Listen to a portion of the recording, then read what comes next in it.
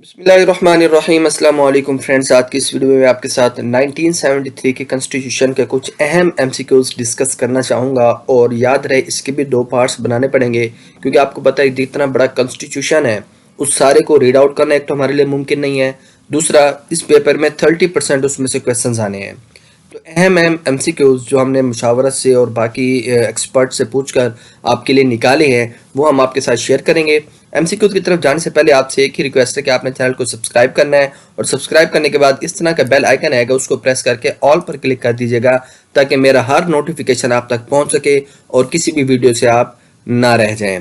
तो चलते हैं हम हमारे एमसीक्यूज की तरफ। जी फ्रेंड्स, यहाँ पर हम एमसीक्यूज रिपीट करने लगे हैं। याद रहे election officers related MCQs on 1973 constitution.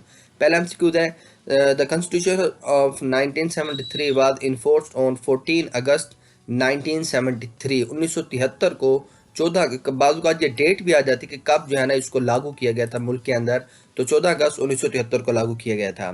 उसके बाद इसके आर्टिकल्स कितने हैं? 280 आर्टिकल्स हैं मुकम्मल, कंप्लीट आर्टिकल्स कितने हैं? 280। It consist of 14 chapters, chapter इसके अंदर 16 है। और उसके बाद स्केजुअल इसके अंदर कितने हैं? वो 7 हैं। ये एमसीक्यूज मैं आपके साथ रिपीट कर रहा हूँ, बड़े सिंपल है लेकिन अहम बहुत हैं। ओके जी, the constitution of 1973 provides a parliamentary form of government. कौन सी गवर्नमेंट? ये बताते हैं हमें, पार्लियामेंट्री। उसके बाद article claimed that the president was to be the head of the state. जो हेड होगा स्टेट का वो कौन होगा जी? प्रेसिडेंट होगा। और ये कौन सा आर्टिकल हमें बताता है? आर्टिकल 41 हमें ये इंफॉर्मेशन देता है। उसके बाद amendment authorise the president to dissolve the national assembly. कौन सी अमेंडमेंट है जिसके तहत प्रेसिडेंट नेशनल असेंबली को डिसॉल्व कर सकता है? वो है 5th और 8th अमेंडमेंट। ठीक है जी। अमेंडमेंट किसको कहते हैं? वो जो तरमीम हम करते होते हैं ना उसकी बात होती है। उसके बाद the state shall safeguard the legitimate rights and interest of minorities.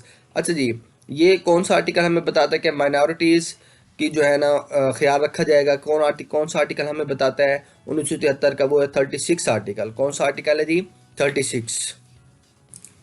वो कौन सा आर्टिकल है जिससे हमारे माशरे में समाजी इंसाफ को तरक्की देनी चाहिए, यानी कि उसको बढ़ाना चाहिए और समाज की जो बुराइयां हैं उनको ख़त्म करना चाहिए? वो कौन सा आर्टिकल है? 37 आर्टिकल है। इसके बाद ये थे कि इतने आर्टिकल्स को रीड आउट करना हमारे लिए मुमकिन नहीं था, इसलिए आप लोगों के लिए एमसीक्यूज ढूंढ कर लाए हैं हम। ओके जी। In the constitution of 1973 minimum age limit for the president is held. ठीक है जी, not less than 45 years of the age, के 45 साल से कम उम्र नहीं होना चाहिए मुल्क का जो भी प्रेसिडेंट हो। उसके बाद before entering upon the office under article the president shell make oath before the chief justice of Pakistan. किस आर्टिकल के तहत प्रेसिडेंट जो है वो चीफ जस्टिस जो है ना प्रेसिडेंट से हलफ लेंगे?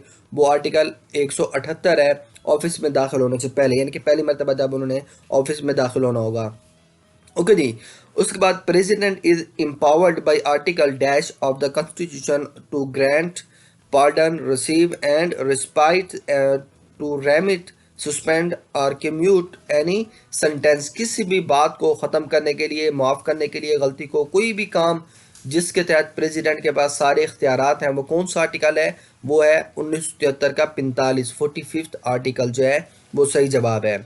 उसके बाद president can be removed from his office by the parliament on the ground of physical और मेंटल इनकैपेसिटी और misconduct through process of impeachment. ठीक है जी, इम्पीचमेंट का वो अमल होता है जिसके ज़रिए प्रेसिडेंट को रिमूव किया जा सकता है। जैसा कि आपने देखा होगा ट्रंप के खिलाफ भी इम्पीचमेंट का जो केस था वो बड़ा अच्छे से चला था, लेकिन उसमें कामयाब हो गया और वो गलत साबित न कर सके ट्रंप को, तो ये इम्पीचमेंट होती है। Article dash of the constitution of 1973 deal with the removal और इम्पीचमेंट ऑफ द प्रेसिडेंट। और वो कौन सा आर्टिकल है जिसके तहत इम्पीचमेंट की जा सकती है? इम्पीचमेंट कहते ही उसको है कि गद्दारी की बुनियाद पर या गलत बयानी की बुनियाद पर या धोखेधड़ी की बुनियाद पर प्रेसिडेंट को निकालना। तो वो 47th आर्टिकल है 1973 का जिसके तहत हम प्रेसिडेंट के खिलाफ इम्पीचमेंट कर सकते हैं। उसके बाद article 48 of the constitution of 1973 bounds the president to act upon the advice of prime minister. ठीक है जी, प्रेसिडेंट किसके मुताबिक, किसके साथ मुशावरत से काम करते हैं? वो होता है जी प्राइम मिनिस्टर पाकिस्तान का। और कौन सा आर्टिकल है वो ये बताता है?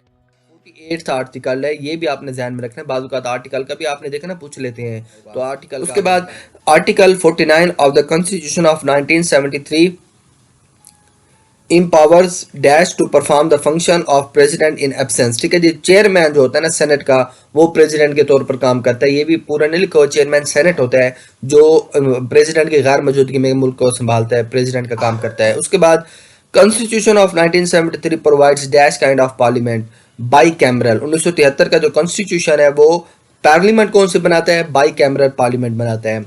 उसके बाद क्या आ जाता है जी, नेक्स्ट एमसीक्यू आपके पास 19, lower house of Pakistan parliament is called national assembly. Lower house कौन सा होता है जी, national assembly. Dash is upper house of parliament, bicameral federal legislature या फिर सेनेट जो है वो अपर हाउस होता है। Duration of national assembly is 5 years as provided in article. कौन सा आर्टिकल में ये लिखा हुआ है, 52 article. Balochistan has dash total seat in national assembly. Balochistan की कितने असेंबली सीट्स हैं नेशनल असेंबली के अंदर, वो टोटल 17 है। ओके जी, 23वां एमसीक्यू है, Khyber Pakhtunkhwa has dash general seats in national assembly. Khyber Pakhtunkhwa यानी कि केपीके की कितनी हैं, 43 हैं। पंजाब हैज 183 नेशनल असेंबली में सीट्स हैं। Total strength of national assembly member is 342, 342 total members हैं नेशनल असेंबली के। Seat reserved for women from Sindh in the national assembly is 14। ठीक है जी, औरतों के लिए कितनी सीटें हैं नेशनल असेंबली में सिंध की तरफ से, वो है 14। ठीक है जी, federal capital area has dash seats in the national assembly 2। उसके बाद आ जाता है FATA has 12 seats for women in the national assembly. FATA की तरफ से 12 सीटें हैं नेशनल असेंबली में औरतों के लिए। Minimum age for membership of the national assembly is not less than 25 years of age. 25 साल से कम उम्र नहीं होनी चाहिए अगर आप नेशनल असेंबली के मेंबर बनना चाहते हैं। ओके जी, under article 58 the president shall dissolve the national assembly at the advice of prime minister. Prime minister के मशवरे पर प्रेसिडेंट नेशनल असेंबली को क्या कर सकता है, डिसॉल्व कर सकता है। और ये कौन सा आर्टिकल है, 58 आर्टिकल के तहत। National assembly is presided by speaker. Speaker जो है वो नेशनल असेंबली को चलाते हैं। Constitution of 1973 provides elections for president indirect. ठीक है जी, अंडर आर्टिकल 59 यहाँ पर जवाब नजर आ रहा है आपको 59। तो क्या होता है 59 आर्टिकल के तहत of the constitution, the senate shall constitution the senate shall consist of 104 member. ठीक है जी, तो सेनेट के अंदर कितने मेंबर्स होंगे, 104 अरकान होंगे। Each province has 14 seats in the senate. हर सूबे की कितनी सीटें हैं जी, 14 सीट्स हैं सेनेट के अंदर। There are dash seats for technocrats in the senate. 4 सीटें टेक्नोक्रेट्स के लिए होती हैं। There are dash seats for non Muslim in the senate of Pakistan. 1 seat है जी। The system of election adopted for senate in constitution of 1973 is called general election. ठीक है जी, अडॉप्टेड फॉर सेनेट इन, अच्छा जी, सेनेट के लिए जो हम सिस्टम इख्तियार करते हैं इलेक्शन के लिए, उसको हम क्या कहते हैं, जनरल इलेक्शन कहते हैं। Term and tenure of senate membership is 5 years. ठीक है जी, तो 5 साल के लिए सेनेट के जो लोग हैं वो चुने जाते हैं। A person shall not be qualified to be elected और chosen a member of parliament unless he fulfils the qualification according to article of the constitution of 1973। तो तालीमी मियार के मुताबिक कौन सा आर्टिकल कहता है कि अगर ये तालीम नहीं होगी तो बंदा जो है वो इलेक्शन के लिए एलिजिबल नहीं होगा, तो पार्लियामेंट का मेंबर नहीं हो सकता। तो वो कौन सा आर्टिकल है, 62 आर्टिकल है कि तालीम इतनी होनी चाहिए अगर आपने पार्लियामेंट का मेंबर बनना है। जी, आखिरी एमसीक्यू जो आपके साथ अब शेयर करने जा रहा हूँ, इसके बाद सेकंड पार्ट हम इंशाल्लाह ताला जल्द अपलोड कर देंगे। तो वो article 63 is the constitution of 1973 deals with the disqualification of members of national assembly and senate members. तो 1973 का जो 63वां आर्टिकल है वो क्या करते थे, डिस्क्वालिफिकेशन, यानी कि नाअहलियत के मुताबिक वो बारे में बताता है किस किस के नाअहलियत के बारे में, नेशनल असेंबली और सेनेट के जो मेंबर्स हैं उनके बारे में कि इनको क्या क्वालिफिकेशन इसलिए नहीं है या कोई गड़बड़ हो गई है या कोई मसला करते हैं, तो 63 आर्टिकल के तहत उनको हम डिस्क्वालीफाई कर सकते हैं। ये पार्ट 1 में आपके साथ शेयर कर चुका हूँ, चूँकि वीडियो बहुत ज़्यादा लंबी हो जाती है तो मसला बनता है। इंशाल्लाह ताला जल्द भी आपके साथ में पार्ट 2 अपलोड कर दूंगा। तो अब आपको पता है आपने क्या करना है, चैनल को यहाँ पर सब्सक्राइब करना है, आपका बटन रेड होगा, उसको आप सब्सक्राइब करेंगे, बेल आइकन आएगा, उसको आपने ऑल पर क्लिक कर देना है ताकि आने वाली हर वीडियो को नोटिफिकेशन आपको मिलते रहे। लेकिन आपने सबसे काम क्या करना है, वीडियो को लाइक करना भी मत